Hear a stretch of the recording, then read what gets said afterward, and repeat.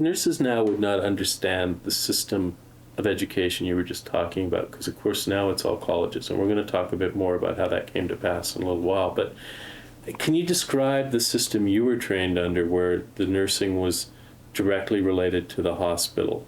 Talk a little bit about how that worked. Well, first of all, you received what they called a stipend, so which was your payment, and that was just, you were considered employees of this, and you got a payment of $6, and that. What decade are we talking about here? What time? Yeah. That was in the late 30s and bordering into the 40s. Okay. That was about 1938. So $6 was not a great wage, but it was a wage. No, and you lived in the residence, so you got your free board and room, and that I guess added into there. But the $6 that if you broke anything, it was deducted. So many a time I got 25 cents.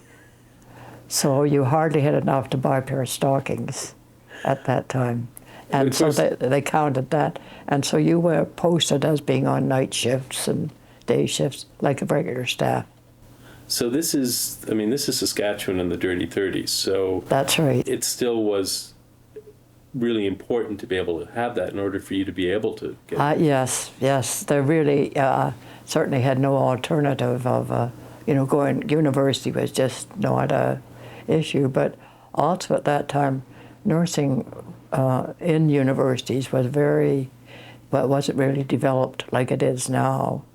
And so it wasn't very, I think maybe just a couple. McGill might have been one.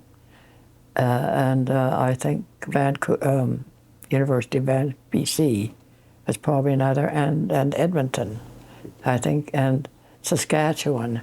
I guess really all the provinces were just having, they were in their infancy stage really in the bachelor's programs. And of course out of bounds expensive-wise to do. So this was sort of your avenue that you could go on, to for further education, and it was the supervision you had. It was like, in many ways, the military system. There were first-year students, second year, and third year, and you acted as sort of tutors and supervisors, and that. So we didn't see too many graduate nurses. So your model was really your senior student, and that in the system.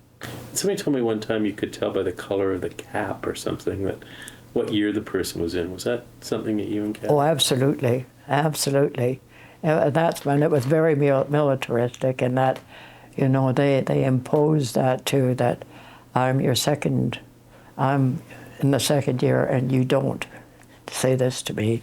And certainly by the time you got into the third year, they were, even much more superior. And so it was, and you stood up for them if they come in the room, even if you were charting or whatever. And it was very, very much the military system. And you went on nights, and you were just posted like staff.